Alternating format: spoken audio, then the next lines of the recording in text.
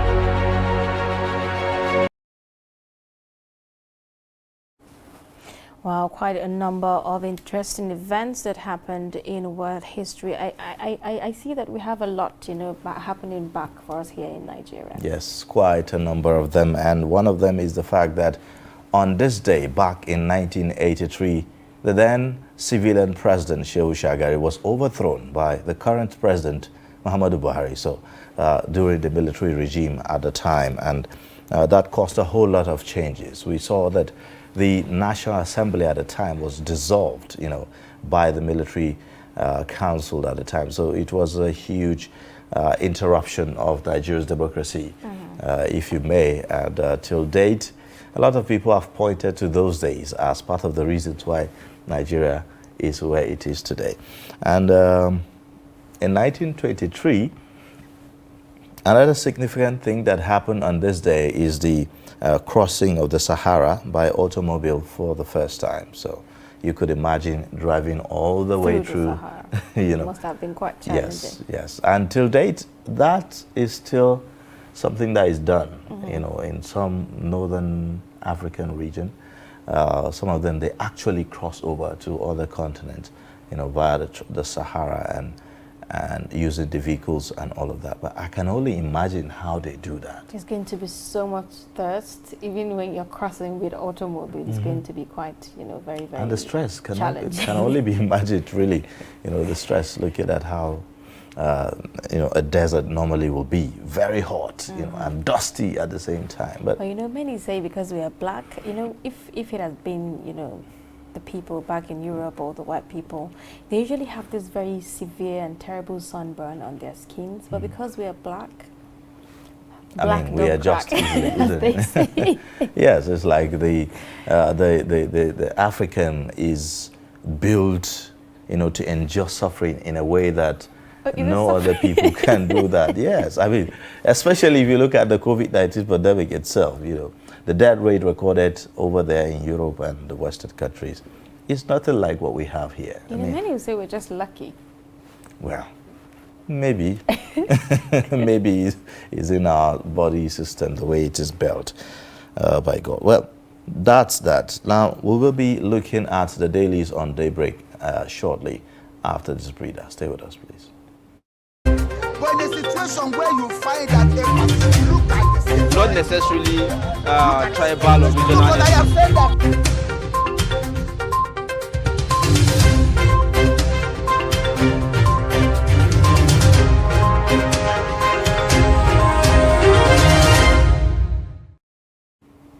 All right, let's go straight to the Daily Trust newspaper this morning and have a look at the stories that made the headlines today. Now, the lead story on Daily Trust newspaper talks about the major stories that made the headlines, you know, in the year, and specifically stories by Daily Trust newspaper. So quite a number of them there. You would see about the Ogun commissioner who visited the forest and uncovered illegal flyover. So one wonders, how on earth did that happen?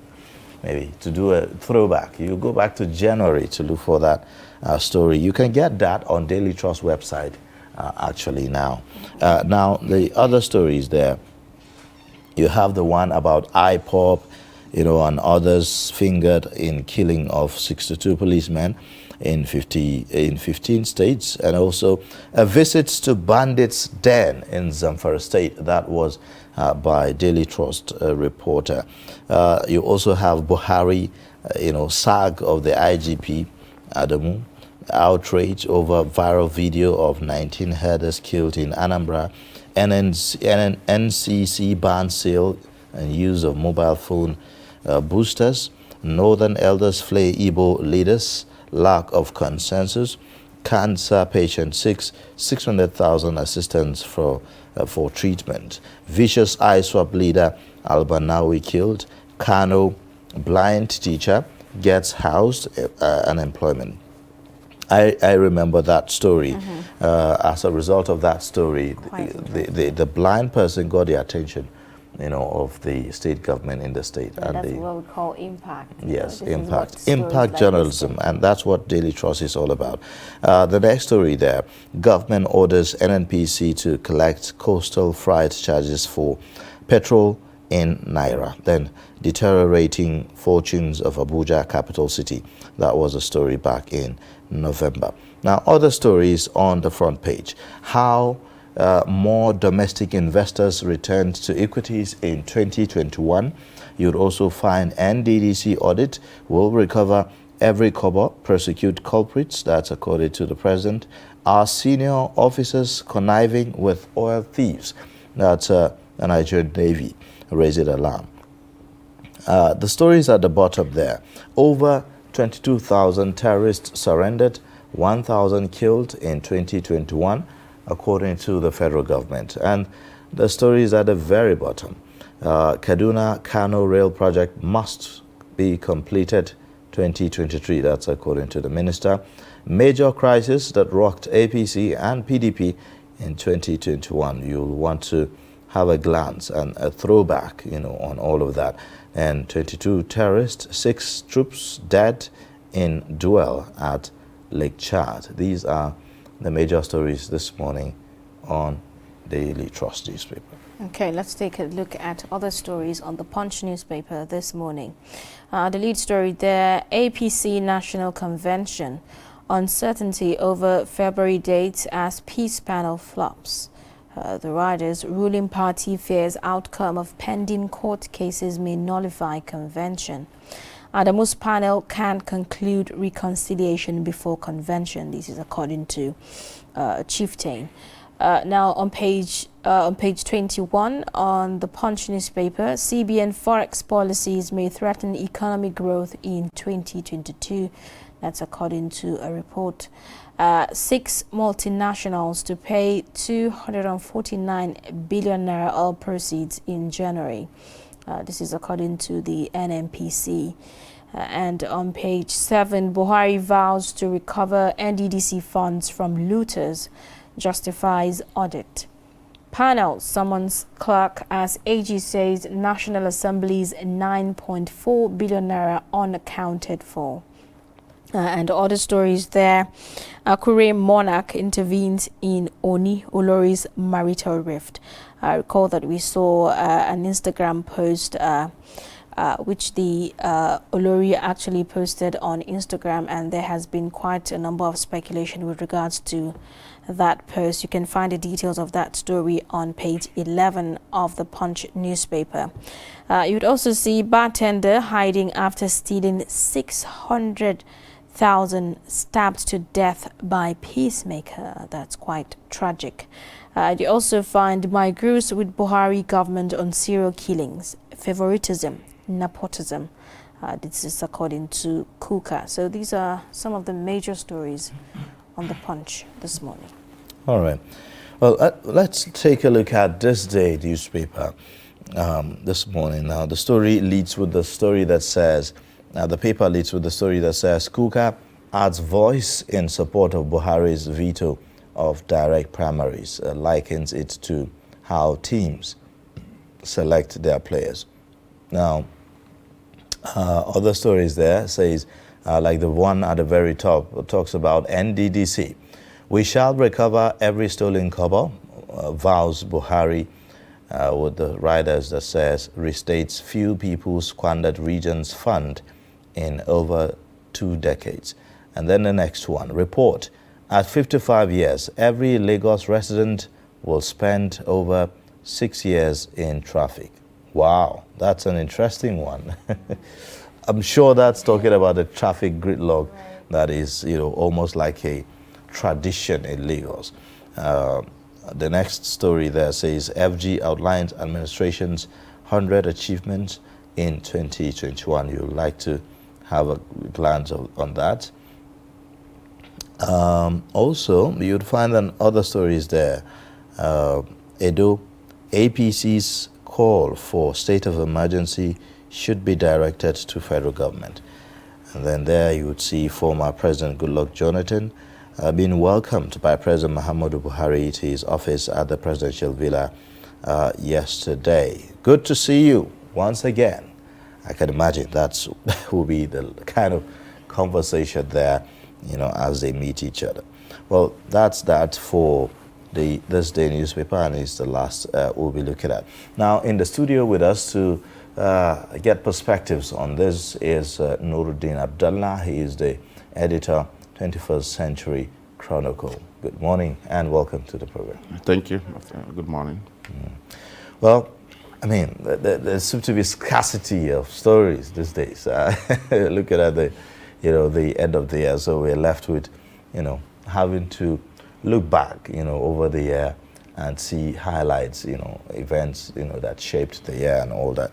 Now, the story that the Daily Trust newspaper leads with you know, the big stories that made impact, you know, for them in the year 2020. So maybe we could just pick a few, you know, from there. Now, the one about the Ogun commissioner who visited forest to uncover illegal flyover, you know, is of interest, you know, to me. And I'm wondering how that happened, you know, if you may recall, you know, if you have, you know, read the story before. Yeah, actually not really. But you know, what Daily Trust is doing is another taking journalism to another higher level, because there is nothing more appealing, interesting, you know, for any journalist than when you do a story, and you know, you think that decisions, the stories you published or you work on, finally at the end of the day, after its publication, it leads to a change, particularly positive change. That is really two things, you know. It gives credibility to the newspaper that publishes it, and you know, it motivates the journalists to undertake that. Do you know why? Because in Nigeria, in particular, officials don't bother much about what you write.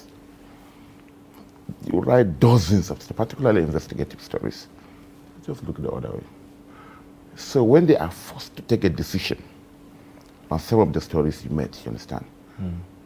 So that really encourages the journalists, you know, and it gives, it reinforces the watchdog role of the media in particular. You know, we are running a democratic civilian governments, but most times, you know, there is always even denial. You say, never believe a story until it is officially denied. They will bluntly deny it. But whenever they are forced to not only accept the story, but to make change, to effect change on something, something that Nigerians actually should celebrate. These stories may not be maybe policies, they may be like, some even has to do with individuals or what have you, right issues. Yes, like we recall the one about the blind you know, the teacher. blind teacher, you know, in Kano State very recently. Yeah, because you know, Kano, there are more than 10 million people in Kano, but you know, but when that beautiful journalism was done, the government said, okay, oh, we have this talent here. I know he was plucked from the crowd. I know that credit goes to the journalist that did the story, as well as the newspaper that published the story. So it's something that, and you remember there are hundreds of stories you do in Kano about governance, transparency, and what have you. But they'll just look the other way.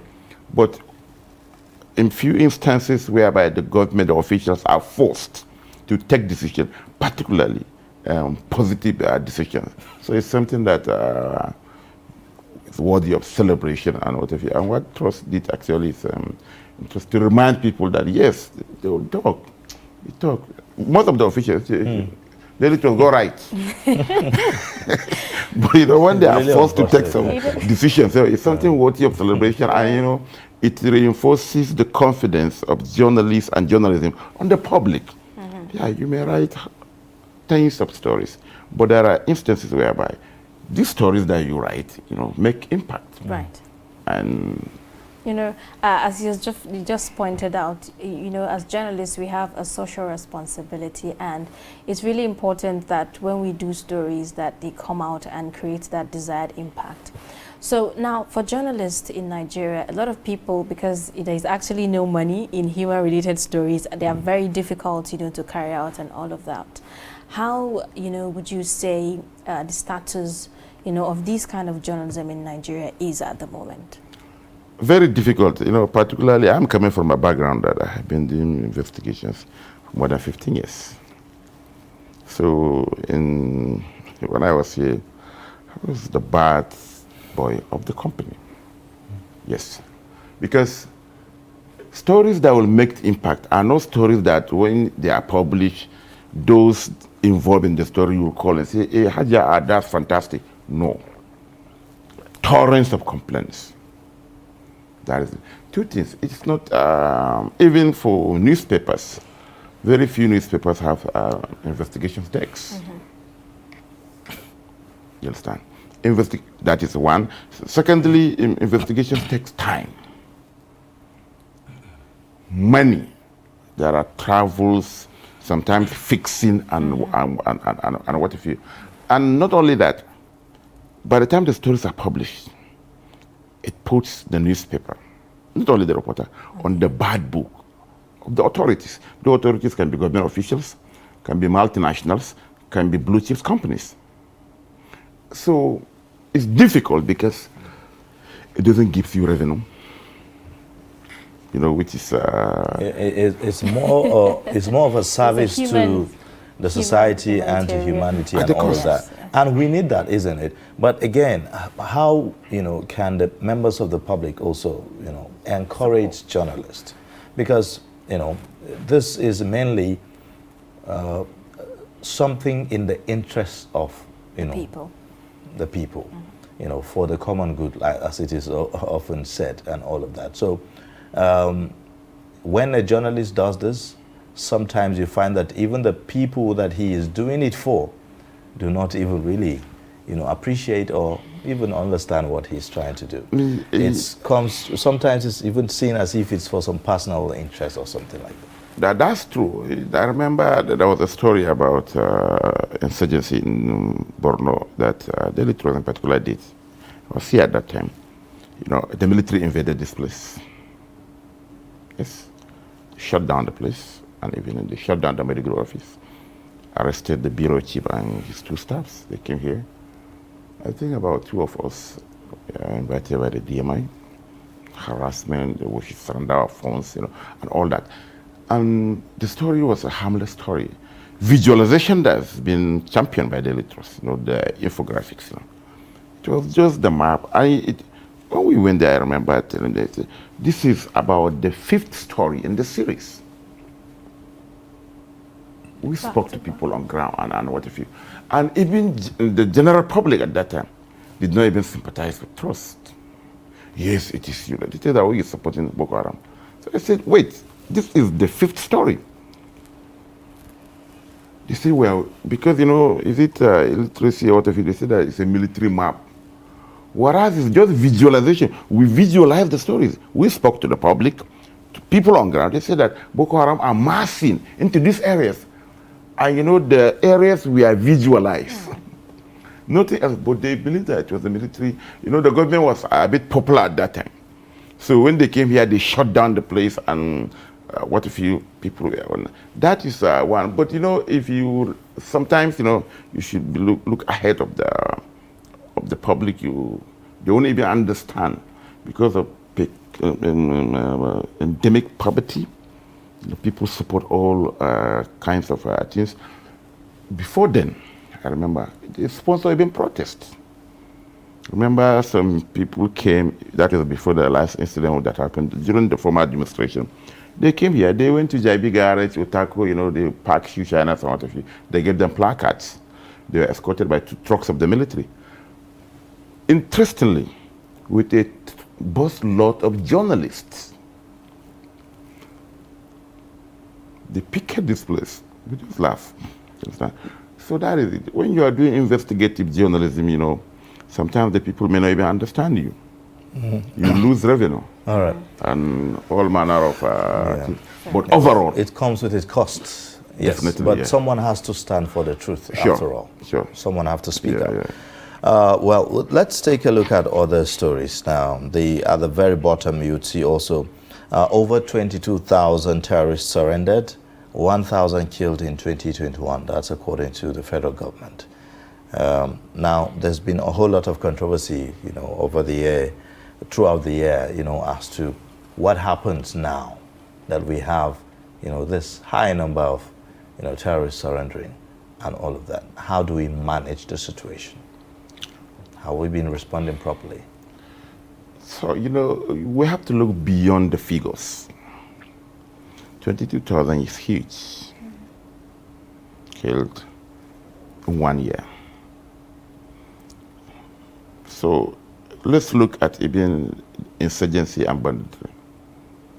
What is the consequence of these 22,000 terrorists that were what they call neutralized? They were taken off the front line. What has changed?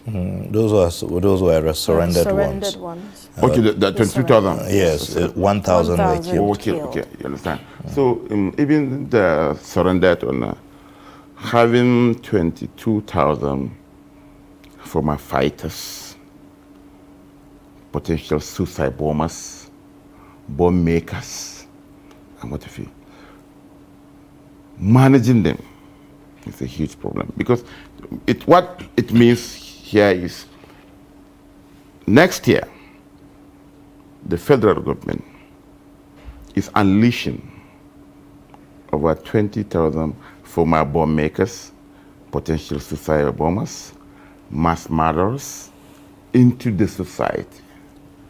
What plans do we have on ground? I'm saying this because of the incident that happened in Maiduguri not long ago over the mode of slaughtering animals. These repentant terrorists were on rampage. Remember that happened. So we have a huge problem on our hands, and we have to look elsewhere. There are models of de-radicalization, reintegration. Yeah, but because these 22,000, where are they taking them to? Are you taking them back to, let's say, the cities, towns, and villages in Maiduguri, Yobe, maybe Gwembe, and some maybe Kano and Adamawa? Have you worked on the psyche of their victims? Well, the federal government said they have actually, provided like a form of psychosocial support for them. Is that enough? What we're saying, in the camp where these guys have been kept, there was rampage over. It's an ideological thing. That's the problem. Over the mode of slaughtering animals, according to reports. So that's an ideological issue. It's an if it is banditry, it's simple. For instance, maybe they are doing it for money. Well, maybe by the time you remove them from that terrible industry and pull them out, give them something to. Their motive is economical, but this ideological. You should point at this issue: mode of slaughtering animals that cause serious problem in the camp. So it means that these people are still holding on to that their wired and horrible beliefs and ideology. So the issue is simple professionalism. There are instances where this thing are done. So we have to do, because unleashing 22,000 repentant terrorists back into the society is a serious matter. That's huge. All right. One more story on the Daily Trust newspaper of interest. The Nigerian Navy is admitting that some of their senior officers are actually conniving with oil thieves in the Niger Delta region. And that's quite, at least is official now. I mean, we've been hearing reports about that. We've been seeing that in some quarters, but now it's official. What can be done, in situations like this? Two things, principally. You remember last year, was it early this year, there was a footage of Governor Wike of Rivers accusing some of the top military hierarchy. He was meeting with the top military hierarchy in the state, and he was accusing them that they weren't supporting or directly involved in bunkering, illegal bunkering, what have you. The best way to do this, apart from the recruitment process, for back checks and what have you, you shouldn't hire undesirable elements into the system. Those who are to enforce the law, must be people of sound character, with no bad antecedents or criminal antecedents. And secondly, punishment. The Navy should go beyond parroting days. If there is no investigation, they should cause one to be done. Whoever is involved should be made to face the full wrath of the law. In any case, I'm actually even thinking, is it that difficult to trace people who are compromising in their jobs? It is not, but because it's not a one-man thing. It involves so many stages. There are officials at all these levels. And they all conspire and connive to commit the crime. So that's the problem. So if you are picking Mr. Ayuba is not going down alone. Hajia may be fingered. Oh, that's a down the line. So it's there a are down the probably line. some superiors as well that are Definitely. that are involved. Beyond this, we can say that, okay, so far, maybe the story should tell us so far, or in the last 1 year for us, last 12 months, so people were involved, and so officials were involved. What is the status of their cases? Okay, so we are court-martial. So maybe it's a civil matter that are not facing. That is what the naval chief should tell us. Not beyond admitting, because it doesn't solve the problem. Like I said, it's not a one-man thing. If they're like a policeman on the street, he flag you down, he call it 100 naira. It doesn't end there. He has to make some returns somewhere. So it's a vicious cycle. So if you penalize only the guy that you see physically, you are not getting into the root of the matter. But when we say, okay, maybe some army officers or naval officers, wherever, and they should be professionally treated, not just court-martial. Let them face the civilian courts to answer for their crimes, and finally they should be court-martial. Then maybe we'll learn lessons to serve as a deterrent. Okay, now let's take a look at other stories. On The Punch, there's a story about the president making a vow to recover NDDC funds from looters, and he's also justifying audits. We've all seen, the saga, that happened over time in the NDDC. You see, I hope the president will do that, because it's a tricky political thing. I remember maybe last year, after the COVID, one of the footed the sticks to the man was one of the NDDC chief executives, who was a person, National Assembly panel. When he was asked a question, he quickly collapsed. We're in the habit of doing that. Yes, we won't forget that. I recall that. And the offing the mic episode. I remember the offing. It was a very funny. Offing the mic episode. I remember that. So, what happened in NDDC, bring to limelight our interventionist approach to issues. When Obasanjo came, for instance, we have issues of corruption. He created EFCC. He created ICPC. Because we couldn't man our facilities properly, Obasanjo created the Civil Defense Corps. The road safety is created to man the traffics. Proliferation of government agencies to tackle one issue. It's a big problem. NDDC has been marred by corruption since its inception, right from the UNPADEC days.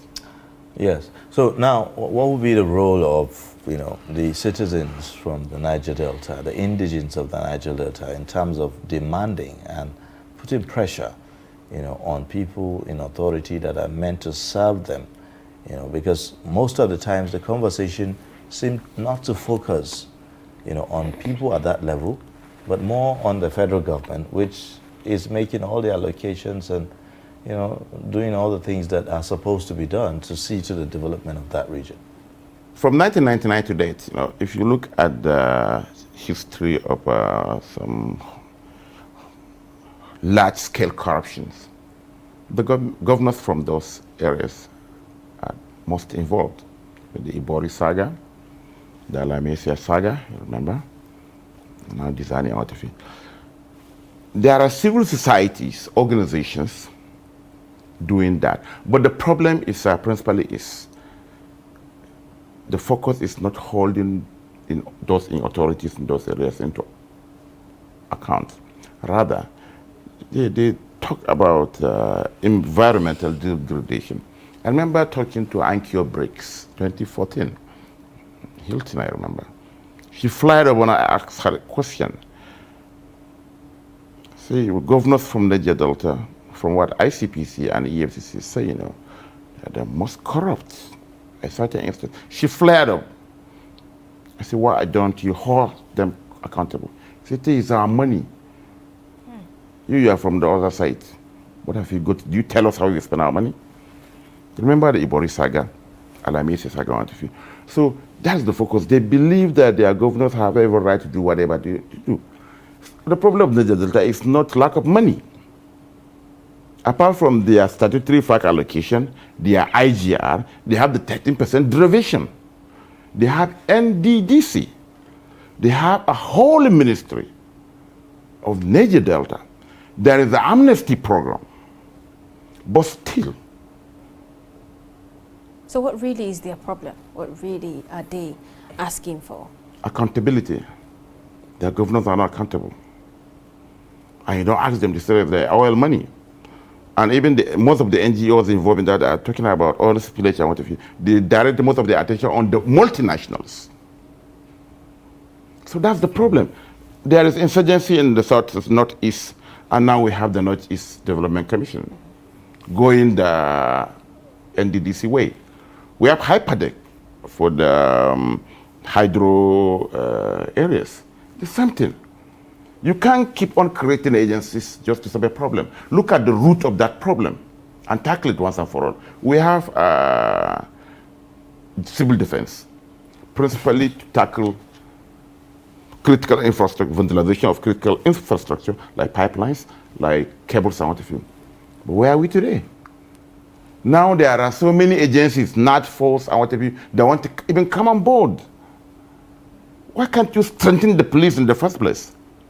Recruit the right guys with the right education, with the right number, give them the right salary, give them the best training, give them the right hardware to tackle this issue. But no, you keep on, the head of ICPC, EFCC is a policeman. He earns more than the IG he's supposed to report. Look at the confusion. Look at how many agencies are now bearing arms across the country. Has that stopped violent crimes? Has that stopped banditry, ritual killings, kidnapping, and what have you? No. So the issue is simple. Instead of creating agencies, you should tackle the issue. Anti-crime, financial crime, it has been a union under the police. In most countries, that's why it should be. Go to South Africa, they call them, is it the Black Scorpion, what have you? It's an arm of the police that does that investigation. But now you create a whole new, brand new commission. And what if you just to, it's not the issue. Look at the root of the problem and tackle it. And same thing with the NDDC. We hope that the political situation, we are 15 months to elections now. I hope this forensic audits will come out. Very difficult. All right, let's take a quick break now, and then when we come back, we'll take a look at more stories on our front pages. Please stay with us.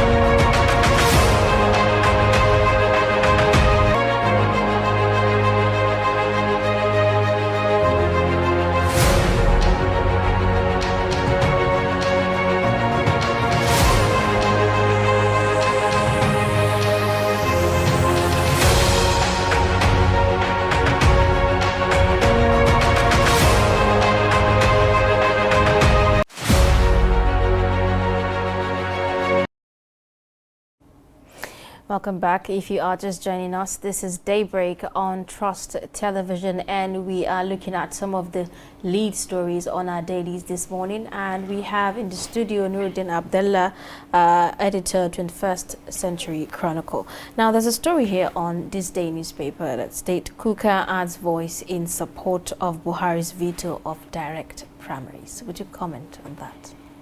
Yes, we have been saying this right here. But like the bishop rightly said, you don't decide for teams which players they field in a tournament or how they select their players.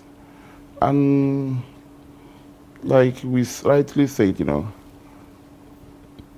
the confusion this will create is too much, particularly this insecurity, the security challenge on most part of the countries.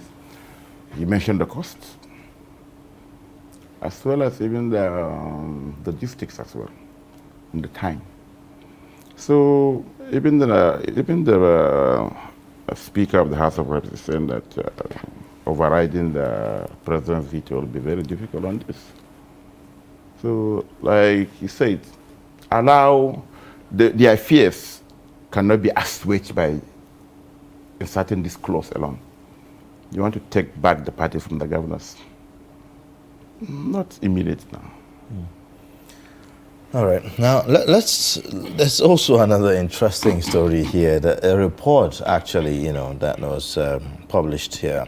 It says that at 55 years, every Lagos resident will spend over 6 years in traffic.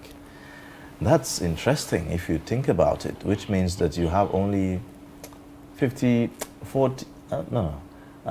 have only, if you take 6 years out of 55, you are left 49. with 49. So it looks like you are left with only 49 productive years as a person. And even in that 49 years, if you take out the hours, the number of hours you will have to sleep, at least one Lagosian will sleep at least for 6 hours or 5 hours, depending on the personality of the person. And there are some that can afford even 10 hours sleep.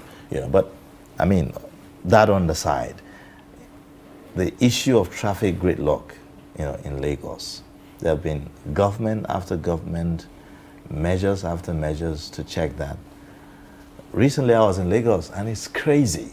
It's a place you cannot say, okay, at so time, I want to be in so place. You cannot make that that kind of plan and projection and all of that.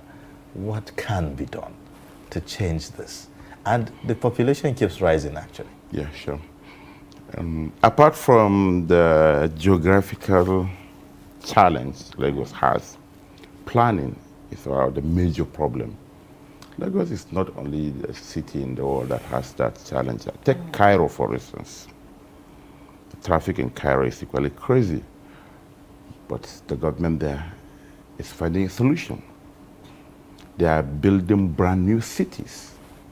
Because, Cairo, old Cairo, new Cairo, there are certain things you can't move the pyramids, for instance. You understand? You can't move, you can't relocate the pyramids. So what they are building a brand new capital city with all the facilities. This should be done by next year. If you go to, let's say, the city that Ismailia, where the Suez Canal is, they are building a brand new Ismailia. But can we afford to do that here? Yes. Do you know why? I think that in Lagos, the Eco-Atlantic, the problem with those things, are just elite-centric. The people that will relocate to Eco-Atlantic, how many are there? Bilonia Master Ayuba with a wife and 2 kids who lives abroad. So the real guys that would, if something is a mass, should be a mass infrastructural, like Egypt did. It's easy. You know why?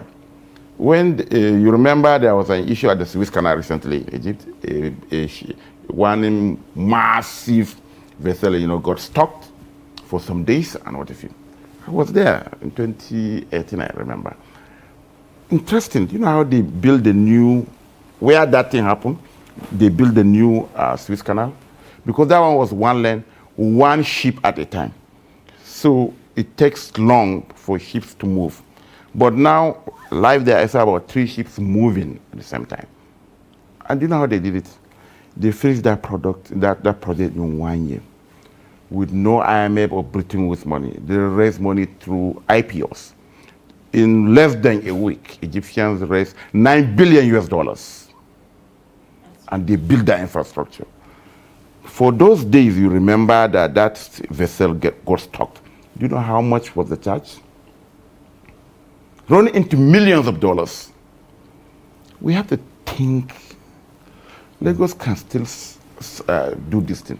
Not the eco-Atlantic, billionaire, whatever. For the mass, the middle class, the working class, you understand? You expand the cities, do some relocations, and what if you? It's just like you have a family of the husband, wife, and 2 kids. You marry additional 3 wives. You born 20 children. And you are still in the same 1-bedroom apartment that you have started with 1 wife, 2 kids. It's chaos. Yes, there are options. There are some, developers that, feel that, look, how about you develop some of these neighboring states in Lagos, some of these neighboring, states in Lagos.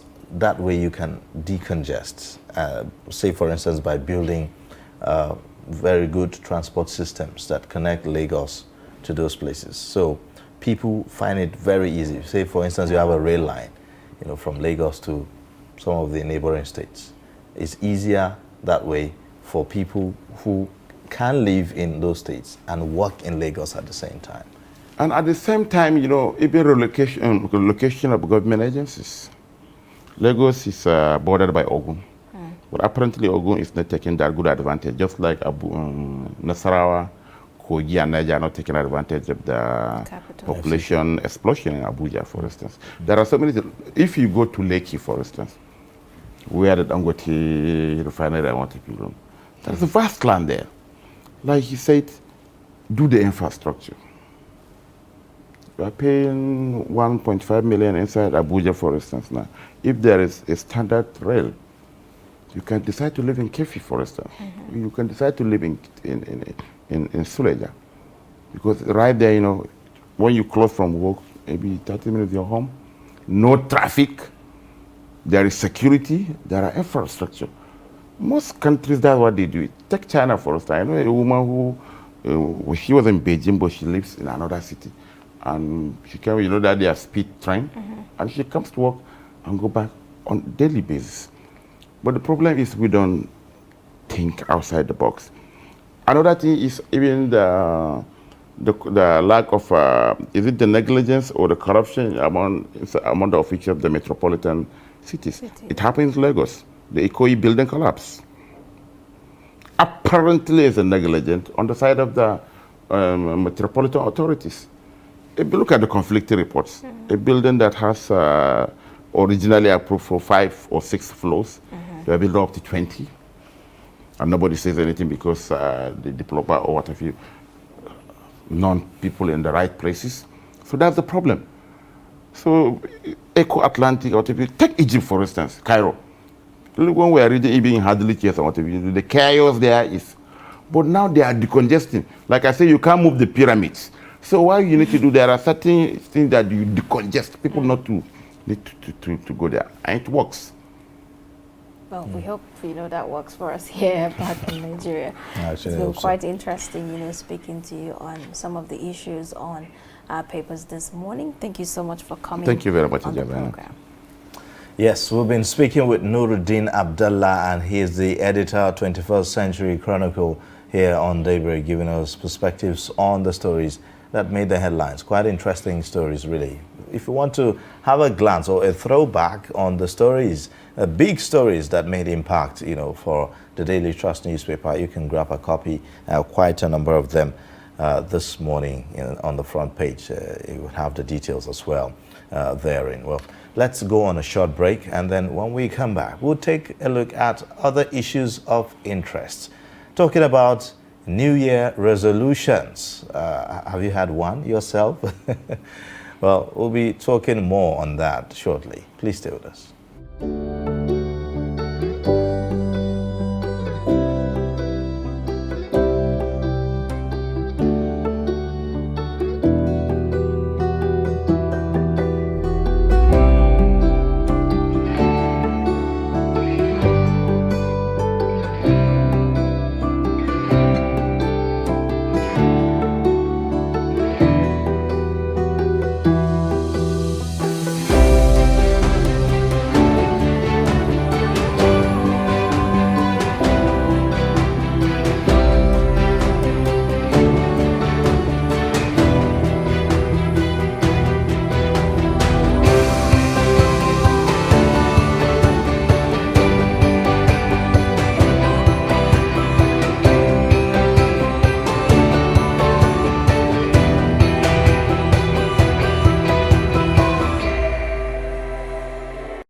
Nigeria, Africa's most populous country, has seen a weakening economy, rising insecurity and violent conflicts that continue to threaten the progress it made in its democratic development.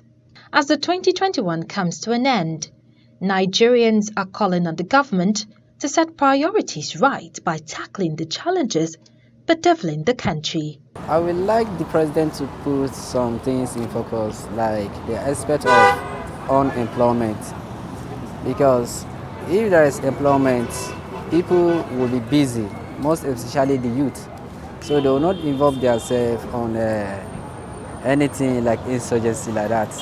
So the level of insurgency, it will reduce. 2022, he should try to redeem his name and try to make the youths to make the youth productive and to create employment opportunity for people.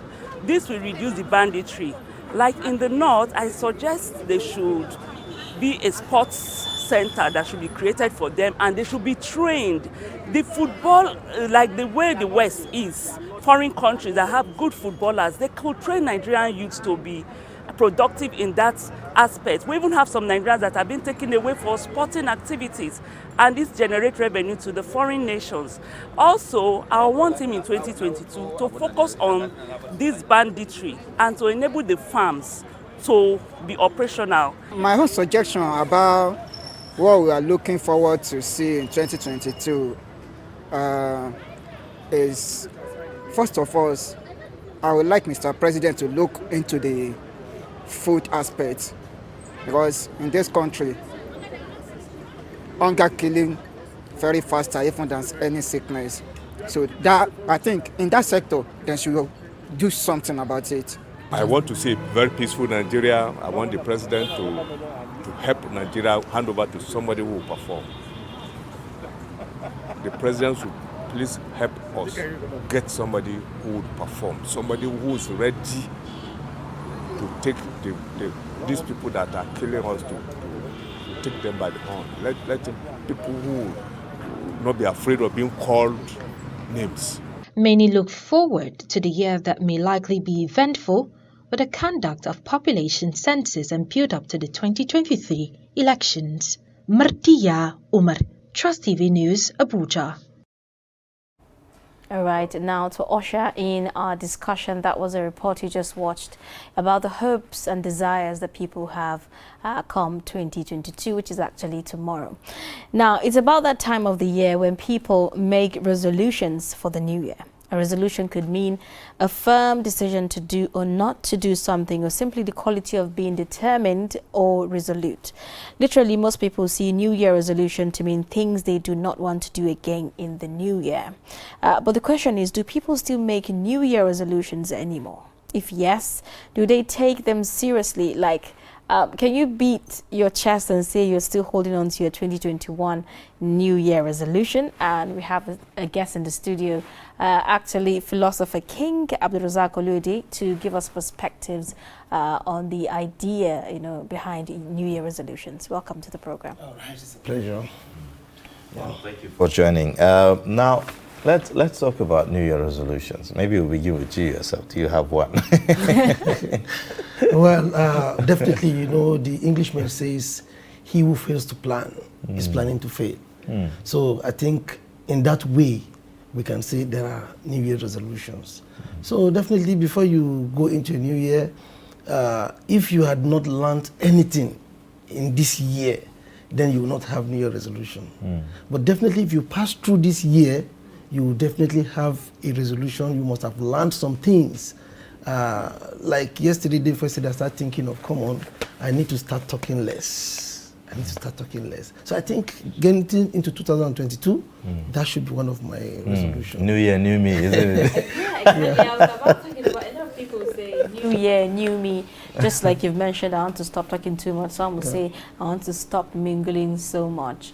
But some have actually said New Year resolutions are meant to create like a path for you to grow, actually. But in the case that we are presently in Nigeria, a lot of people make these resolutions and at the end of the day don't even get to achieve half of them. What really is our case down here? Yeah, when you talk about resolution, you need to understand that there are goals. There are goals that you want to meet. But the problem we have with more people is we fail to identify between means goals and ends goals. There are means goals and there are ends goals. Means goals are, for instance, you have heard of this word that says the ends justify the means. Right. So means goals are things that can lead you towards achieving that goal. Strategies, The strategies that can lead you towards achieving a goal. So most times what we have are all means goals. Oh. Instead of having ends goals. For instance, if you say you want money, you are not saying anything. Because money is just a means to an end. What end? I think we need that. People need to actually know the difference. People need to know the difference. So let's talk about, why do we even need to have resolutions? Is it even important? Why do people have, you already know what you want, so why resolutions, and all that. So let's talk about the essence of that. Yeah, resolutions are just check and balances, because you need to also evaluate yourself. So what do you evaluate yourself for if you don't have resolutions? They said you can't hit a target that you don't see. If you don't see a target, you can't hit it. If you don't see that, you can't hit it. Right. So seeing the target is having a resolution. Say, oh, this is what I want to do, this is what I want to do. And most times we often say, you have to let those resolutions, put them written, write them down. So you can be able to evaluate and say, okay, I've put 1, 2, 3, 4, 5 resolutions for myself. How many did I achieve? So that is evaluation. So if you don't have that goals or you don't have that resolution, you can't evaluate yourself. You can't see yourself and say you are achieving. Because what are those things you have set for yourself that you now say you are achieving? Okay. Now, it looks like for us here in Nigeria, we get caught in the moment and just go off balance and just live through the day. Is that really a good way to live? Yeah, it's really not a good way to live. And it's not only in Nigeria, it's all over the world. When you say, in fact, some people will have a goal, that's their resolution today, and first thing tomorrow morning, they start breaking it. You understand? So you see that there is a lot of discipline. You need discipline. And sometimes you don't do things like that yourself or alone. You should have a mentor. You have somebody that will guide you, somebody that will check you, somebody that will tell you that, have you done this today? This thing you say you want to do, have you done it? Somebody that is regulating that resolution for you. So most times when you say it's just for you alone, because nobody will question you if you fail. Right. So most times you have somebody that will question you, then you should be able to now go. The first day of the year, maybe somebody said, there are resolutions. Somebody was not saying it on Christmas Day, I think. He was saying, come New Year, it's not going to take alcohol anymore. So if that person, I now saw that person taking alcohol, didn't you say you're not going to take alcohol anymore? You don't understand? Or else, set a disciplinary action for yourself. If you fail, what will you do? All right, so on that note, let's talk about the challenges, of keeping resolutions. Why is it so difficult, for some to keep resolutions? What are the things that are likely, to make you to deviate from actually realizing? Yeah, most of those things is, the first thing is, there are resolutions that cannot be resolved in itself. Did you get this? Meaning that it must be achievable. This SMART goal, they talk about SMART goal. The S, which the goals or the resolution must be simple. It must be simple. The resolution must be measurable. It must be measurable. Measurable is to say, okay, this thing I want to stop. You can now say I talk about alcohol now. Yes. It is measurable, not say I would just want to change my life generally. It's not measured. You need to be specific. Yes. Then the A there say it must be achievable. You get what I'm saying now? It must be achievable. It must have a time bound. For instance, not 2022 all. No. From January to March, 3 months, I want to achieve this. In 6 months, I want to achieve this. 8 months, I want to achieve this. So your resolution must be simple. There mustn't be something too big for you to achieve. Okay. So most of those obstacles that is stopping us from achieving those things is that we just bring them and they are just too big for us to achieve. So make it simple, make it small. Unrealistic. Yes, you make it small. Take it a little bit. Somebody is saying, I want to impact life. You want to impact life. Oh, good. Then you are now looking for until you have the whole money to feed the whole of Abuja. Right. If it is one person, today, take 200 naira, just find something and eat. You have impacted life. So when you take it small, you take it simple, you achieve it. But most times we just want it big. And this is another type of resolution it's just coming to my head now. Most times when I go to the village, I say, I want to be giving people money, I want to give people money. But when they say, give me money, what comes to my head is, I want to give you 10,000, I want to give you 20,000. Now I'm thinking, if you just say, give me money, if it's 2,000 I have, I give you. Right. If it's 1,000 I have, I give you. But I will now wait till I have big money before I can be able to impact. Then I think we should be taking it simple. As I'm saying it now, I'm equally looking at myself and seeing how I'm going to put my tool. So I have to make it simple. Okay. Now, how important, are New Year resolutions to achieving long-term goals? How important are they? Yeah, you see, I have said the other time, and that is my first word, he who fails to plan is planning to fail. It's just, I used to ask this question. Have you seen somebody that says he or she is broke today, and the next 10 years, that person is still broke? No. You see somebody who say, I want to be happy today. In the next 10 years, that person is still unhappy. No. There are people like that. 1,001 of us. We're just like that. So it means that you don't have long-term goals too. You don't see yourself in the next 5 years. Where are you going to see yourself? Actually, a lot of people actually ask you that. Where do you see yourself in the next 5 years? That is long-term goal now. For instance, if somebody wanted to be in the media, as I'm seated here, say, I also like being in television. These are long-term goals. Then you now have it to say, maybe in the next 10 years, I will be there. Then you now start doing. You see, one thing is that you make a resolution, you equally have the means to achieve such resolutions. So sometimes you don't even have that paraphernalia of means. You want to work in Trust TV, you must be a media person. You must be educated. You must have some paraphernalia of working here. So what you now need is, what are the means? What do I need to know? What do I need to know? What do I need to change about myself so that I can work in this particular place? So you can say that those are means. Yeah. So those means of achieving that long-term goal, you must carry them along towards achieving what you want to achieve. You know, we also talk about, you know, while we were talking about, you know, things that, you know, make people not to realize their resolutions. I want us to talk more about the distractions. You know, there are all sorts of distractions, you know, especially for young people and all of that. So, what are some of the distractions, the tendencies for especially young people?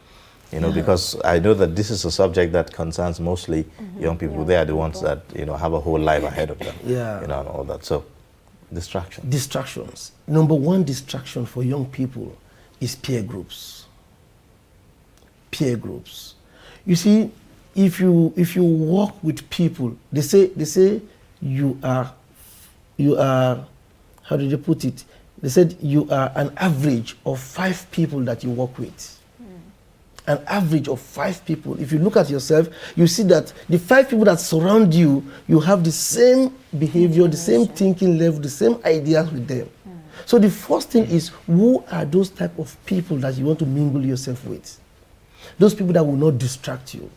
Those people that will motivate you. Those people that will inspire you. Those people that you will see ahead and you want to have a sincere competition with them. To say, oh, I want to be like this person. So I want to struggle to say I want to get to that level. So number one distraction is what is peer group. Number 2 is lack of clarity. Not knowing who you are. They say there are 3 most hardest things in the world. Hardest, still. You know, still, rock. And the 3rd one is who you are. It's one of the hardest things in the world. To know who you are. So because you don't know who you are, you just be chasing shadows. You be chasing shadows, you know. Following the crowd, yeah. You know how dog chase a running car. It will never meet it. It will never meet a running car, and that's how you do. So another challenge is that you just need to know who you are. What are your passions? What are those things that drives you? What are your values? What are your values? There's this, they call it personality ring. Your values determines your belief. Your belief determines your expectations. Your expectation determines your attitude. And your attitude determines your action. So you see that ring, that's how it goes. If your value is love, compassionate, generosity, then you will believe that almost everybody around you have that thing in them. Yes, yes. That is the belief you have. And if you have such belief, then you will have that expectation that you will receive such with them.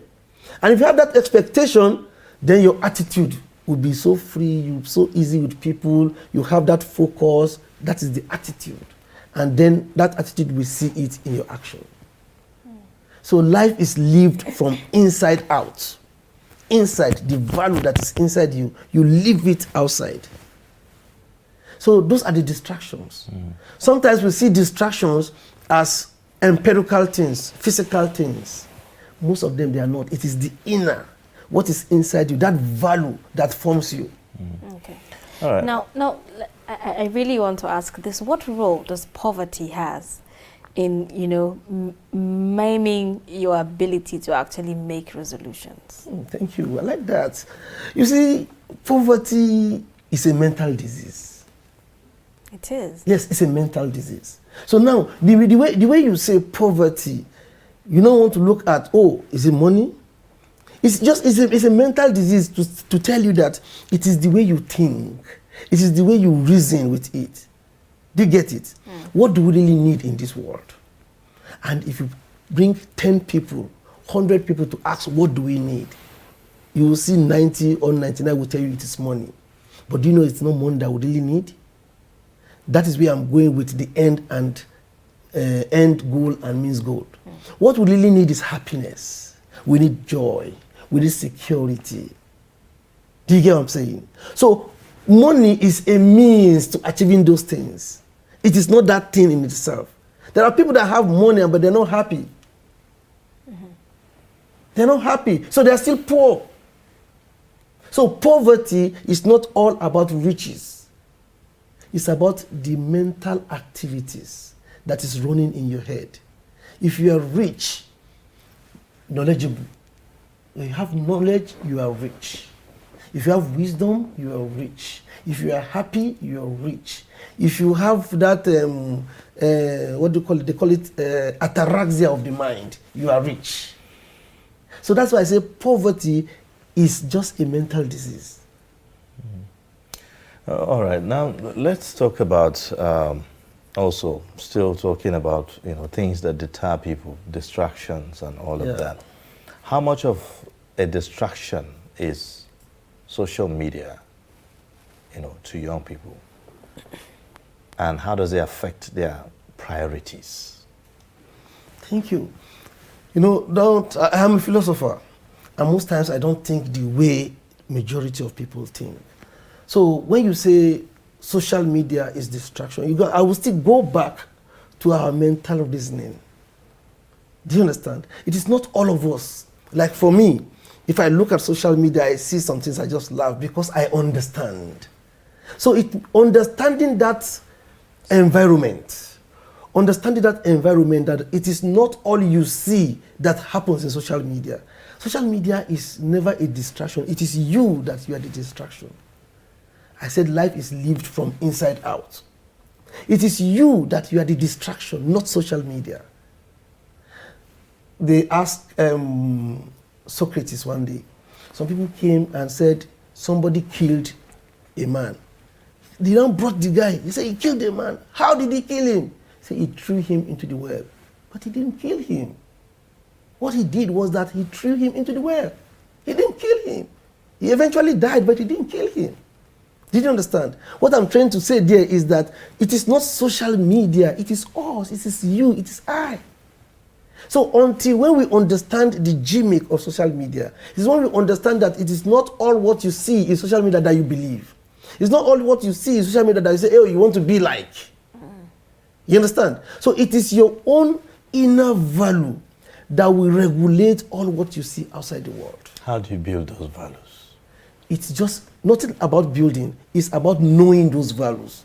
I have done presentations in how do you cultivate those values? Because even if you know the values, yes, how do you have to hold on to it. You have to cultivate the culture. It takes a lot of discipline. Definitely. To hold on to values. Yes. naturally, people are not inclined to holding values. Virtues that are, that will tend towards success. But you know the problem we have is even knowing the value first. I have done presentations where I will just share a sheet of paper to over 40 people. And I said, write 10 values. Some people don't even know what values are. Talk less of saying you have a value. I think we can start from there. Do you understand? Actually, if I say I love you, if I said I love you, I love you until when you value love before you can love me in return. If you don't value love, you don't love me in return. So I'm just saying I love you, but you don't value love. You don't know what love is. To you, it is not about love. It's just about let us just be moving around love. So love is not your value. You don't have value. You don't value it. Do you get what I'm trying to say now? Generosity. So once you understand your own value, to regulate or to move with it is already your value. Because sometimes value is subconscious. It's something that you just do subconsciously. It is already part of you. So you don't need too much work to regulate it or to discipline it, because it's already part of you. The first thing you need is to identify it. So what are some of those values? Maybe you should help us identify instance, what are your for values? Our viewers now. Yes, The values that they should be, that they should know that will be of help to them. Yeah, definitely. Now, when we talk about values, I've said it: love, generosity, compassionate, honesty. Hey, honesty. When you hold honesty as value, you give me money to hold, I know that I'm honest. I'm an honest personality. I will keep this money. I won't come tomorrow and change it to you. I value it. If the community also value honesty, our people value honesty before. They say honesty is the best policy. Honesty is a value. Do you understand? Honesty is a value. You see, when parenting is a value. That is why you see some people don't have that parenting thing inside them. They don't even care about their children. It's a value. If a woman says she wants to get married, and why she wants to get married is that she values children. Then she wants to born 1, she wants to born 2, she wants to born 3, she wants to born 4. The man doesn't value children. It's not part of his values. Do you understand? So value is that thing that you hold esteem, that if you don't get it done or you don't practice it, you don't feel happy. Okay. Now, from your explanation, it seems like as human beings, we are different, and each of us have different values. Yes. So how do we actually connect, with each other, despite our differences in the values we possess? Thank you. Most times we don't have problem with one another. We just have different values. You see, we understand different values. That's why we can fight. Right. That's why we fight. So the ability now to say, I understand his value. For instance, somebody value time. Time, don't play with his time. He doesn't play with time. So he now said, can we meet tomorrow morning? Yeah, when we meet so that we can go to where we're going, he said, okay, no problem. I already understand that he value time. Do you understand? I pick up. I start going, no, I don't want to be, because when I get there, he's going to be annoyed with me, or else he will just leave me, I will not meet him anymore. You can see I'm relating with him based on his values that I have understood. So the ability is for us to understand other people's value. What is it that he values that I have to now play with him, not playing with him based on my own values. That's where clash comes. Okay, now I want us to talk about, key values. There are a lot of values. There are a lot of values. There are those that are very basic for success for every human being, whoever you are. To achieve your goals, there are certain values that you need to maintain. In our climb, there are certain values that are not really, if you do that, you may just end up, not really, attaining certain heights. The honesty you talk about, for instance, is something that some people feel like, look, if you're honest in our climb. So let's talk about that and, other related, values that will help people to achieve their goals. Number one value that is very, very important is knowledge. Valuing knowledge. There are some people, okay, you can equally see it now. I talked about 10 years the other time. Some people that we graduated together, the first degree, they still hold their first degree till today. Whereas some people have gotten so many other degrees, some people have gotten so many other professional qualifications. So, meaning that those people don't value knowledge. Do you understand? They don't value knowledge. So, does acquiring knowledge, does it necessarily have to be within the confines of, formal? No, that's why I said professional knowledge. You can see now I said the degree first, then other professional achievement. Professional achievement, you must keep growing every day. You say knowledge, you see that word knowledge. No edge. No edge. That is what it is. So when you know, you have edge over other people. When you know, you have edge. And if you see that spelling too, there is L that is not there now, there is L. That L means keep learning. Keep learning. And when you learn, you now remove the L again, what remains? You earn. You can see that you are growing. When you earn, you are growing. So it means that when you learn, you will earn. When you have knowledge, you will have edge. So the number one value is to know. Categorically, one of our resolutions should be to know more. If somebody is more than you, if somebody is more successful than you, you know why? That person knows something that you don't know. Simple. If somebody is more successful than you, it means that that person knows something that you don't know. So just go know that thing, then you'll be successful as well. Is that not contentious? It's not contentious. Open it and see. We can open it. If you look at, I want us to look at all the angles, to these arguments. Yes. If we talk about knowledge, yes. we also need to deconstruct and, define what success means here, because it's also something that will put a context. Before we come back to that, let's just quickly take a quick break. When we come back, we'll discuss further. Let's take a quick break. When we come back, we're going to be talking more. To stay.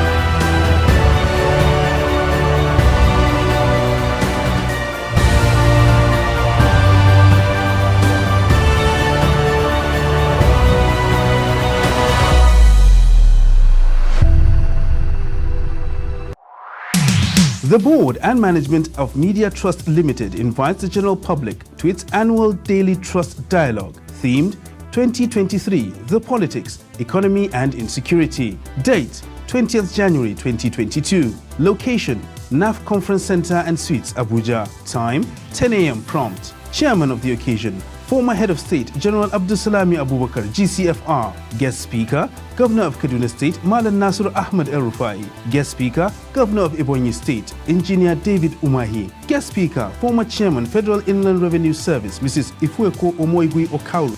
Moderator, Executive Director, Daria Media Nigeria Limited, Kadaria Ahmed. The event will be transmitted live on Trust TV, and all participants must observe COVID-19 protocols and wear their face masks. All right, thank you for staying with us. And if you're just joining, you're watching Daybreak, reaching you live from the nation's capital. Today is the 31st of December, the eve of the new year, and we're deliberate about what we are talking about. We are talking about New Year resolutions, and we have in the studio Olayode Abdulrazak Oluwole, and he is a philosopher, a thinker, and a communication scholar, giving us perspectives on this very, you may say, controversial or contentious subject. But again, we all need that. I mean, he who failed to plan plans to fail, like your opening speech. All right, so I'll just like for you to, give us some more clarification about, knowledge, information, and how it translates into success. Why I'm saying this is because there are people who say, look, if we are talking about success, there are people who are successful, but they are not like really carrying all the degrees and all the, qualifications that you would say, okay, these people are, educated and all that. Yeah. Let me start by saying the real aim of education is not knowledge, but action. The real aim of education is not knowledge, but what? Action. It is the action that translates into that knowledge. Now, most times you see people educated. Most times you see people having this knowledge, but still, they are still in that position of not putting that knowledge into use. And knowledge in itself is information. Information, when you get informed, it builds you. Even the Englishmen say inform. It's what enters you, come in, then forms you. Do you get it? So some people are formed, something has entered inside them, it has formed them, but they did not bring that thing to the nation. That is information. When you get formed, you bring it to the nation. So most times, the information that we are talking about is the knowledge that you know. oh, this program is going on. Some people don't even know to watch it. The person that watches this program now get 1 or 2 information from this program and put it into use. You cannot compare that person with the person that did not hear it. So information is key. Knowledge is key to success. Yes. What are the other values that we should be looking out for as we pursue our goals? Yeah, as we pursue our goal, again, another important one is impact. Impact. You see, when you impact on people, when you do good to people, when you try to take people from the shackle of ignorance to knowledge, or taking them from poverty of wealth and material to poverty or to riches of all kind. That is what makes some people happy. Right. Because when you give, they say the hand of the giver is always on top. So when you give your body, you give your knowledge, you give your work. See, that is one important, very, very important value that you need. The value of impacting in the society. Think of what can you do, not for yourself, but for other people around you. I see people build big houses around communities. And outside that house, they put tap of water to say, people around this community can come fresh water here. I see people build houses, have big generators, and say, I can still supply 3 houses here, 3 houses here, 3 houses behind me. That is impact. That are values that you are making. You are keeping values. So as you are entering into 2022, one important resolution you should do is how many people do you want to impact on? Okay. Now, I really want to ask this. A lot of people have, goals. I want to be this, I want to be that. But what really defines success? At what point do you actually say you are successful? Thank you. Success is also a personal thing. I always give this example. If you go to a restaurant and you met Mr. A eating chicken, eating fried rice, big chicken, fried rice in his front, eating it. Then you see Mr. B has gari and kose, what is kose in English? Beans cake. And beans cake in front of him, eating. As you entered, your mind, you're now looking, they now ask you, who is more successful between those 2 people?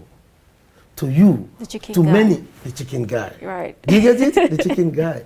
But you know what? You now ask this person that is taking gari, say, oh, I've stayed in the UK for a long time and I don't have opportunity of taking gari. Immediately I entered Nigeria, my mind is, I want to eat gari, I want to eat gari. And that's why I entered these restaurants and I'm eating gari. Is he successful or not? He is. He is. So it's more of a personal thing. It's a personal thing. So if you have a goal that you want to achieve, despite the fact that the community, the environment, other people don't see what you see, it is what you achieve that gives you success. Right. You determine what success is. Yes, you get it. You determine what success is. And that is why most times you don't look at success with other people's ladder. Oh, this person has gone this and this is what he's doing. They say, oh, yes, that is not what I am pursuing. What I'm pursuing is different from what he's pursuing. I think this is where we get it wrong most of the time. A lot of people want to... You just see somebody you want to now become that person. When people talk about success, usually the pictures that come to mind, oh, he has a very big mansion. He has, he has cars. He has jets. He can fly everywhere in the world.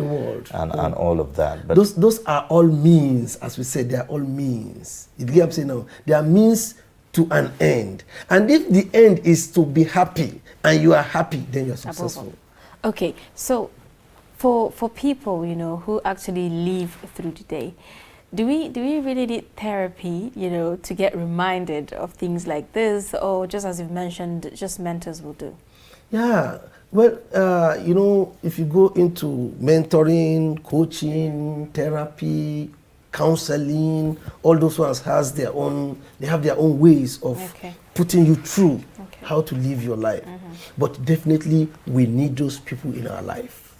Having a mentor, your mentor, today mentors are equally coaches. Yes, they're equally therapists. Yes, what a therapy does is a therapy will put you on the track, Help will give you, shape you. help shape you, give you activities to achieve it.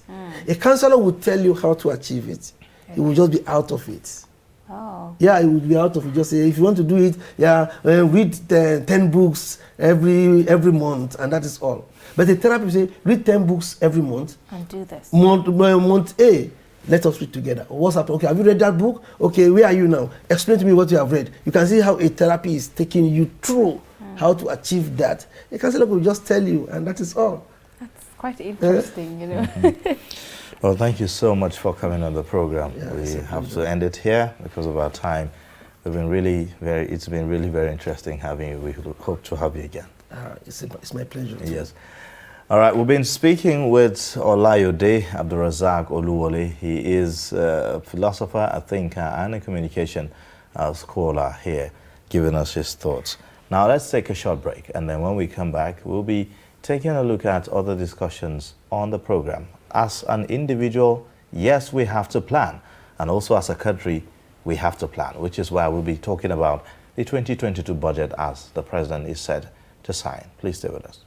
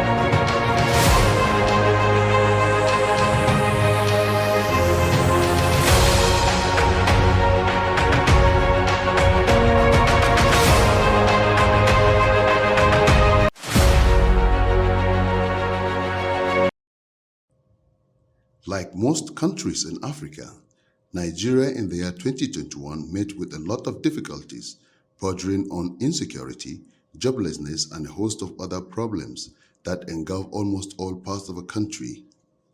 2021 was indeed a year most Nigerians will not forget in a hurry, with kidnappings, banditry, cattle rustlings, and political killings taking over the landscape and media headlines on a daily basis. And with the year coming to an end in a few days' time, Nigerians have started aspiring for a better tomorrow, hoping that 2022 will be a better year. In a few days' time, the year 2021 will come to an end. It's everyone's knowledge that the year 2021 came with a lot of challenges for Nigerians: insecurity, joblessness, and hunger. But in a few days' time again, Nigerians will be ushering in year 2022. And because of this, we went around town to know what are their hopes and aspirations for the year 2022, which will soon be here. Most of those I spoke to in Birnin Kebbi were hopeful that the year 2022 will bring an end to the ravaging insecurity in both the northeast and the northwestern parts of the country, while others would want to see a more united Nigeria where all citizens have equal rights and opportunities. So we pray that all things that happen is God should help us so that it will finish. We will not enter next year with all those things. It's not even a matter of only the government, even we individuals, we need to pray hard maybe so that God will change everything to become good. As we are saying, president, even we even have the fault. Not only the president, but we pray that things should be good next year. Anybody, not even in Nigeria, even the world over, know that Nigeria in particular has gone through very difficult situation in 2021. Very difficult situation in the sense that particularly, and the most worrisome, and that has reduced Nigerians to its knee, frustrated its citizens, put them in very terrible situation, is the insecurity. Today, particularly in the Northwest, previous years we have had it in the Northeast. We are just hearing it, we didn't feel it. In fact, some of us didn't even believe that that was how the situation was. But now we are directly involved. We feel the pain. We know what our parents, our brothers, our daughters, our mothers are going through in Northwest Nigeria. Nobody sleeps with his whole eyes closed today and throughout part of 2021. So the people's expectation is one, let's pray to God to forgive us our sins that are partly responsible for this calamity. But actually there is fear and apprehension because the issue at stake as we approach 2022 are premised on three major things. First, we talk about security, the insecurity has not been surmounted. Secondly, we talk about 2023, which has made everybody to be jittery. And the third, we talk about economy. Prices of goods have continued to skyrocket. Our naira continued to depreciate. So as we approach 2022, it is incumbent on the leadership. You understand? I have confidence in the ability and the capability of President Muhammadu Buhari to deliver. He's an honest man, actually. He's incorruptible. But then, as the Hausaman will say, that you are a reflection of your household. That is the head of the household. What the president should do is to earn the confidence of Nigerians in 2022. Because whether we like it or not, we have entered 2023.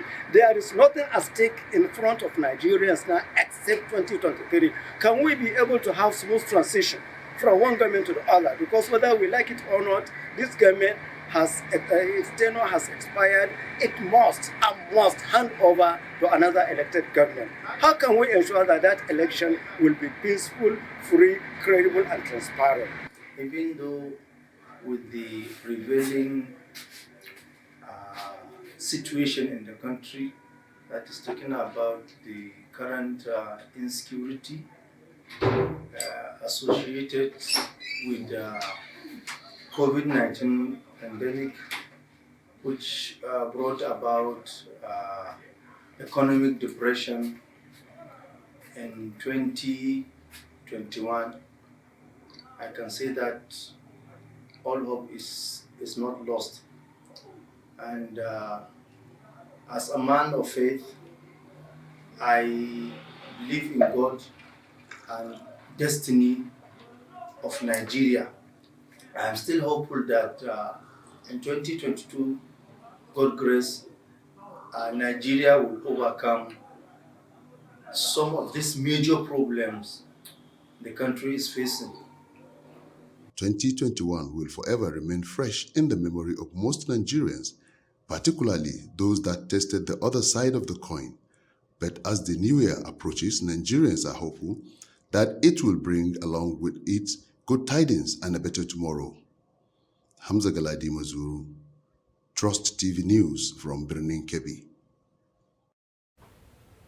Thank you for staying with us. And if you're just joining, you're watching Daybreak on Trust Television, reaching you live from the nation's capital in Abuja. And basically, what we've done so far is to have a look back on the year 2021 and also discuss what to expect in the coming year as regards, New Year resolutions and, making goals and achieving them, for us as a people. Now, The next discussion is about the 2022 budget. Now, barring any last-minute changes, President Muhammadu Buhari is expected to sign the 2022 budget into law today. Now, following the passage of an aggregate expenditure of 17.127 trillion naira as budget for the 2022 fiscal year by the Senate and the House of Representatives, the President of the Senate, the National Assembly, earlier in the week transmitted a document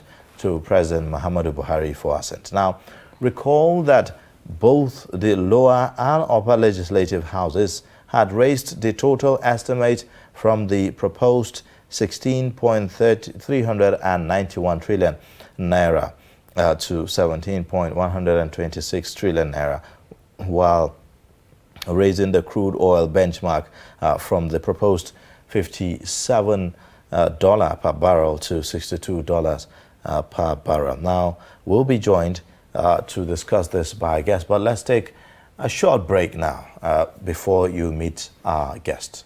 Please stay with us. According to a recent report, weather in Kano between the end of November to the middle of March dropped to about 16 degrees Celsius in the night. To manage this harsh weather, therefore, residents seek to wear clothes that keep them warm. We thank God the price of the clothes this year is somehow low, because even day before yesterday, I bought some for my daughter, and I bought them 250 naira each. Kayan da ake siyan sa naira 10,000 a da, yanzu da iya siyan maka shi naira 15,000. Kaga masifa ta yi yawa. Sai mu ce inna lillahi wa inna ilaihi raji'un. Kofar Wambai market in Kano is popular in selling and buying second-hand clothes, especially during Harmattan. We can only give thanks to God because of the situation we find ourselves in. The life is very difficult, and even the clothes we are selling are very expensive, but we have no choice. We just have to sell it like this because it's our children, our brothers, our sisters that are using them. So we have no choice. With the sellers and the buyers, everyone has to exercise patience.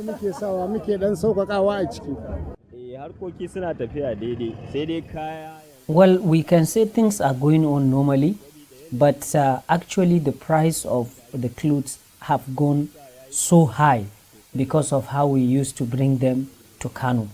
Therefore, I can't tell you that the price is like what is obtainable before. It's actually very high this year.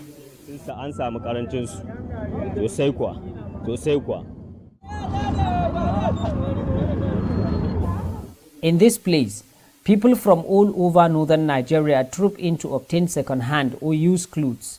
Inside Kopar Wambai market and by the roadside, the business of bend down select knows no limit.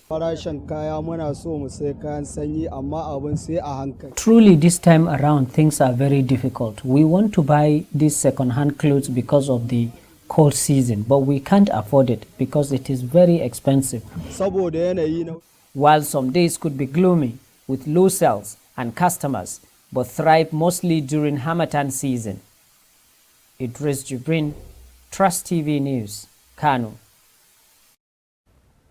Okay, now let's take another report, this time around taking a look at the war of words between Obasanjo and Edwin Clark over the control of oil in the Niger Delta. Chief Edwin Clark first fired the salvo, accusing the former President Olusegun Obasanjo of deep-rooted hatred against oil-bearing communities of the Niger Delta region. He accused Obasanjo of holding tenaciously provisions of the 1999 Constitution and whose controls the nation's natural resources. He is still in the euphoria of 1963. That 1963 Constitution is defunct. It's null and void Constitution, is an illegal position as far as present day is concerned. It also did not make the argument as to the reason. My property is my property. What is mine is mine. How I use it is not for you to say, because the one that I have I'm mismanaging, I shouldn't be talking about the other. In his reaction to the Edwin Clark open letter, Former President Obasanjo, while clearing the misconception regarding his stance, reminded the Ijaw elder of the provisions of the nation's ground norm on the matter. Section 14, subsection 3, Section 15, subsection 1, 2, and 3, Section 17, Section 19, not 19, Section 21, Section 23 of the Constitution. All these provisions clearly says that anything you do that is repugnant to national unity, repugnant to the interests of nation collectively, is null and void and of no effect. Of course, the Constitution says that under, say, item 39 of the exclusive list, it gives the control of the oil wells to the federal government. But the issue as to the ownership and control of resources within the domains of the nations that make up Nigeria, it has been there since about the amalgamation of Nigeria in 1914. As the region debate around the need for what some call true federalism aimed at giving oxygen to the debate over resource control continued to pose a threat to the entrenchment of the Nigerian project, with attendant impact on national cohesion and stability. Respondents say finding a way out of the logjam is imperative. It is the laziness of the federal government, I must say it, the laziness of the federal government in refusing to really extract other huge deposits that we are having in the country. We are having huge resources. We are having gold, we are having diamonds, we are having sapphire, we are having aquamarine, we are having lithium, we are having so many these things. We are having bitumen, uranium. We are having all these mineral resources hugely deposited in Yoruba land, in Hausa land, in Kanuri land, in all parts of the country. How do we make governance effective within the state structure? What did I say? I'm saying the state has created and imposed on the people were also not meant to be effective. They cannot be effective the way they are, because those governance systems as they are not people specific, they are not region specific. Item 39 in the exclusive lists of the 1999 Constitution as amended empowers the federal government to administer on the natural resources endowed the country. Shapir Suleiman, Trust TV News, Abuja. Well, there you have it. Debates about resource control in Nigeria will continue to linger, and until we find that balance, I think that's a conversation that will continue. Well, now we have joining us to discuss the 2022 budget, Mukhtar Mohammed, who joins us virtually from Lagos. He's a financial analyst. Hello, Mukhtar. Good morning and welcome to the program.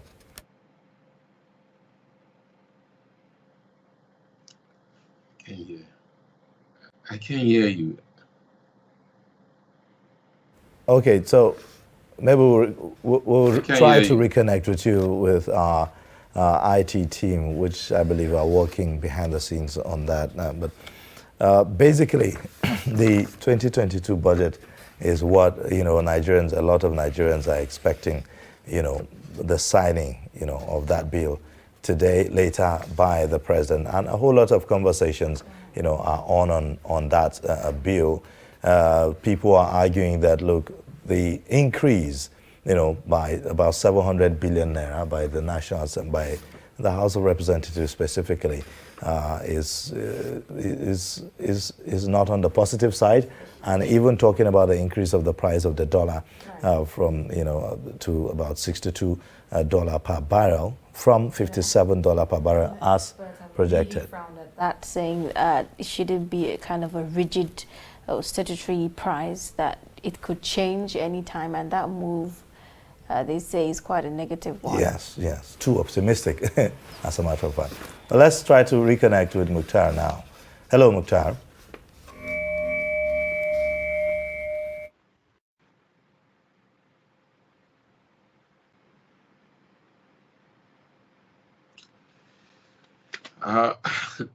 I wish you could hear me. My opinion about budget 2020 is still the same opinion that I hold. I just think the presidency just decided to pass the budget into law. It's not really about what we're trying to just see how we can maintain the year, the 2020, make sure that by the end of the 2021 we get the budget into law, because this budget that is done now looks very unimplementable because of the figures that have been added by the House of Representatives and the Senate, and also because they are also decided to move the oil benchmark. For me, from $57 to $62. For me, those are the main challenges that we have. Remember that this is a budget that's already suffering from a budget deficit, and adding new projects, and not to forget that towards the end of this year, we may be having the elections, and also governance will take the backseat, and also not forgetting that we're also planning to have the census in 2020. Budget stance is very unimplementable. All right, so from what we know, the president is set to sign this appropriation bill today. What should Nigerians be hopeful, and what should Nigerians really expect actually? I can barely hear you. I don't know the questions. I can't hear you. Okay, so we are saying that about what Nigerians are to expect, even as the president signed that budget today, coming in the coming year.